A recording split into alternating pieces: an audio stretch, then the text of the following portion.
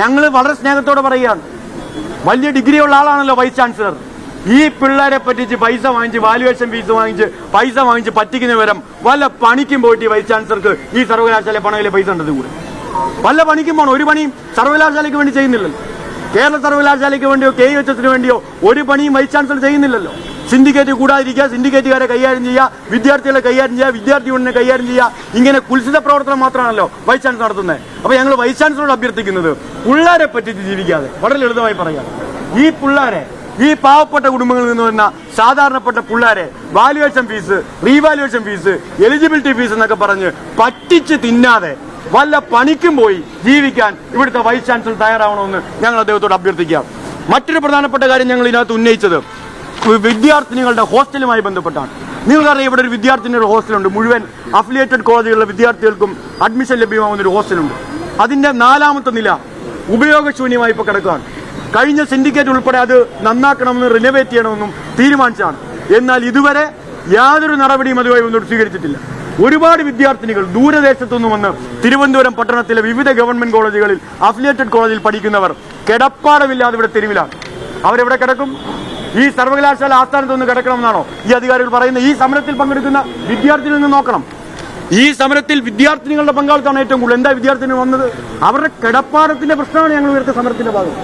അവർക്ക് കിടപ്പാടമില്ല. തിരുവനന്തപുരത്ത് പഠിക്കാൻ വന്നിട്ട് അവർക്ക് വീടുകളിൽ പോയി വരാൻ പറ്റുമോ? കാസർഗോഡും കോഴിക്കോടും മലബാറിലും പഠിക്കുന്ന വിദ്യാർത്ഥികൾക്ക് എങ്ങനെ അവർ വീട്ടിൽ പോയിട്ട് വരണമെന്ന് ഇവർ പറയുന്നത്? പേയിങ് ഗസ്റ്റായി താമസിക്കാൻ എത്ര രൂപ ഈ തിരുവനന്തപുരം പട്ടണത്തിൽ കൊടുക്കണമെന്ന് നിങ്ങൾ ഓരോരുത്തർക്കും അറിയാലോ. വൻ തുക കൊടുത്ത് വിദ്യാഭ്യാസം നേടുന്ന സ്ഥിതി ഇവിടുത്തെ സാധാരണ കുടുംബങ്ങൾ, കുട്ടികൾക്ക് വരികയാണ്. അപ്പൊ ഞങ്ങൾ ഉന്നയിച്ചത് നിലവിലെ ഹോസ്റ്റൽ സൗകര്യത്തിൽ ഉപയോഗശൂന്യമായി അൺഫിറ്റായ മുറികൾ എത്രയും വേഗം ഉപയോഗപ്രദമാക്കണമെന്നും അതിന് നടപടി സ്വീകരിക്കണമെന്നും അതിന് രജിസ്ട്രാർ ഇപ്പോൾ ഉറപ്പ് തന്നിരിക്കുന്നത് മുകളിലത്തെ നിലയിൽ ചോർച്ചയാണ് പ്രധാനപ്പെട്ട വിഷയമായി കണ്ടെത്തിയിരിക്കുന്നത്. അതിന്റെ ഭാഗമായി ഇന്ന് ഹോസ്റ്റൽ മോണിറ്ററിംഗ് കമ്മിറ്റി അവിടെ ബാക്കിയുള്ള ഒഴിവുകളിലേക്ക്, ഇപ്പോൾ നമുക്ക് അവർക്ക് കൊടുക്കാൻ കഴിയുന്ന ഒഴിവുകളിലേക്ക് അഡ്മിഷൻ നടത്തുന്നതിന് ഹോസ്റ്റൽ മോണിറ്ററിംഗ് കമ്മിറ്റി ഇന്ന് തന്നെ വിളിച്ചു ചേർക്കാം എന്ന് SFI സമരത്തിന്റെ ഭാഗമായി ഇപ്പോൾ ഉറപ്പ് വന്നിട്ടുണ്ട്. ആ യോഗം ഇന്ന് ഉച്ചയ്ക്ക് ശേഷം ചേരുകയാണ്. ബാക്കി ഉപയോഗപ്രദമാക്കാൻ കഴിയുന്ന മുറികളുടെ ഒരു സമഗ്രമായ ആലോചന ഇപ്പോൾ നടത്തിയത് ഇപ്പോഴത്തെ കെട്ടിടത്തിൽ ട്രസ് വർക്ക് നടത്തിയാൽ അവിടെ മുകളിലത്തെ നില ഉപയോഗപ്രദമാക്കാമെന്നും അവിടെ കൂടുതൽ വിദ്യാർത്ഥികളെ അക്കോമഡേറ്റ് ചെയ്യാമെന്നും ഇപ്പോൾ കണ്ടിട്ടുണ്ട്. അപ്പൊ ഇപ്പോൾ മനസ്സിലാക്കുന്നതനുസരിച്ച് 1.27 കോടി രൂപ ട്രസ് വർക്കിന് വേണ്ടി പ്ലാൻ അനുവദിച്ചിട്ടുണ്ട്. പ്ലാൻ ഫണ്ടിൽ നിന്ന് ഇപ്പോൾ അനുവദിച്ചിട്ടുണ്ട്. ആ തുക അടുത്ത സിൻഡിക്കേറ്റിൽ വെച്ച് പാസ്സാക്കാമെന്നും അടിയന്തരമായി ട്രസ് വർക്ക് പൂർത്തിയാക്കി സർവകലാശാല ഹോസ്റ്റലിൽ നിന്നുള്ള മുഴുവൻ സൗകര്യത്തിലും പരമാവധി വിദ്യാർത്ഥികളെ അക്കോമഡേറ്റ് ചെയ്യാമെന്നും വിദ്യാർത്ഥിനികൾക്ക് വേണ്ടി SFI നടത്തിയ സമരത്തിന്റെ ഭാഗമായി സർവകലാശാല അധികാരികൾ ഇപ്പോ ഉറപ്പ് തന്നിരിക്കുകയാണ്. അത് ഞങ്ങളുടെ സമരത്തിന്റെ പ്രധാനപ്പെട്ട ഒരു മുദ്രാവാക്യമായിരുന്നു. അത് ഭാഗികമായി അംഗീകരിച്ചതിൽ ഞങ്ങൾ സന്തോഷിക്കുന്നു. ആ നടപടികൾ ഞങ്ങൾക്ക് ഉറപ്പ് തന്നത് പൂർത്തീകരിക്കണമെന്ന് ഞങ്ങൾ സർവകലാശാലയോട് അഭ്യർത്ഥിച്ചു. അത് അടുത്ത സിൻഡിക്കേറ്റിൽ 13ാം തീയതി സിൻഡിക്കേറ്റിൽ അത് തീരുമാനമാക്കാം എന്ന് രജിസ്ട്രാർ ഉറപ്പ് വന്നിട്ടുണ്ട്. ഒപ്പം ഇപ്പൊ തന്നെ ഇവിടെ ഹാളുകൾ താൽക്കാലികമായെങ്കിലും ഡോർമെട്രികളാക്കി മാറ്റി പെൺകുട്ടികൾക്ക് ഡ്രസ്സിംഗ് റൂം ഉൾപ്പെടെ സംഘടിപ്പിച്ച് അവിടെ പരമാവധി പേരെ, കാരണം ഒരുപാട് കുട്ടികൾ പാവപ്പെട്ട വീട്ടിലെ കുട്ടികളുണ്ട്, അവർക്ക് ഈ പറയുന്ന വലിയ തുക കൊടുത്ത് താമസിക്കാൻ കഴിയാത്തവരാണ്, അവരെ കൂടി അക്കോമഡേറ്റ് ചെയ്ത് പരമാവധി കുട്ടികളെ ഇപ്പോഴും ഈ 1,20,00,000 രൂപയുടെ വർക്ക് കൂടി പൂർത്തിയാക്കി എന്ന് സർവകലാശാല ഉറപ്പുവരുത്തി. മറ്റൊന്ന് FIUGP-യുമായി ബന്ധപ്പെട്ടാണ് വളരെ ഗൗരവതരമായ ഒരു പ്രശ്നം കേരള സർവകലാശാല നിലനിൽക്കുന്നത്.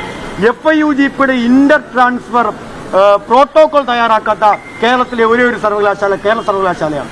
മറ്റെല്ലാ സർവകലാശാലയിലും inter transfer protocol guideline തയ്യാറാക്കി. കേരള സർവകലാശാലയിലെ VC-ക്ക് ഇതിനൊന്നും സമയമില്ലല്ലോ. രാഷ്ട്രീയം കളിക്കാൻ മാറ്റി നിർത്തി കഴിഞ്ഞാൽ അദ്ദേഹത്തിന് വേറെ ഒന്നിനും സമയമില്ല. കേരള സർവകലാശാലയിൽ ഇന്റർ കോളേജ് യൂണിവേഴ്സിറ്റി ട്രാൻസ്ഫറിന് ഗൈഡ് ലൈൻ തയ്യാറാക്കണമെന്ന് SFI ആവശ്യം മുന്നോട്ട് വെച്ചിട്ടുണ്ട്. ഒപ്പം ഇന്ന് കേരള സർവകലാശാലയിൽ ഒരു FIUGP വിദ്യാർത്ഥിക്ക് അവന്റെ ആവശ്യത്തിന് സർവകലാശാല ഹെൽപ്പ് നമ്പറിലേക്ക് വിളിച്ചാൽ ആ സർവകലാശാലയുടെ ബന്ധപ്പെട്ട സെക്ഷനായ FIUGP-യിലേക്ക് ഒന്ന് കണക്ട് ചെയ്യാൻ ഒരു ടെലിഫോൺ സംവിധാനം FIUGP വന്നിട്ട് ഇവിടെ നടപ്പിലാക്കാൻ കഴിഞ്ഞിട്ടില്ല. ഒരു വിദ്യാർത്ഥി ബന്ധപ്പെട്ടാൽ ഹെൽപ്പ് ലൈൻ നമ്പറിൽ നിന്ന് അങ്ങോട്ട് കണക്ട് ചെയ്യാൻ നമ്പറില്ല. അപ്പൊ അടിയന്തരമായി വിദ്യാർത്ഥികളുടെ ആവശ്യങ്ങൾക്ക് ബന്ധപ്പെടാൻ FIUGP സെക്ഷനിൽ ടെലിഫോൺ സ്ഥാപിക്കാമെന്നും വിദ്യാർത്ഥികളുടെ ന്യായമായ ആവശ്യം അംഗീകരിക്കാം എന്ന് സർവകലാശാല ഉറപ്പ് നൽകി. ഒപ്പം തന്നെ FIUGP-യുമായി ബന്ധപ്പെട്ട വെബ്സൈറ്റ് ഇപ്പൊ തകരാറിലാണ്. ആ വെബ്സൈറ്റിന്റെ തകരാറും ഉടനടി തന്നെ പരിഹരിക്കാമെന്ന് സർവകലാശാല ഉറപ്പാക്കി തന്നിരിക്കുകയാണ്.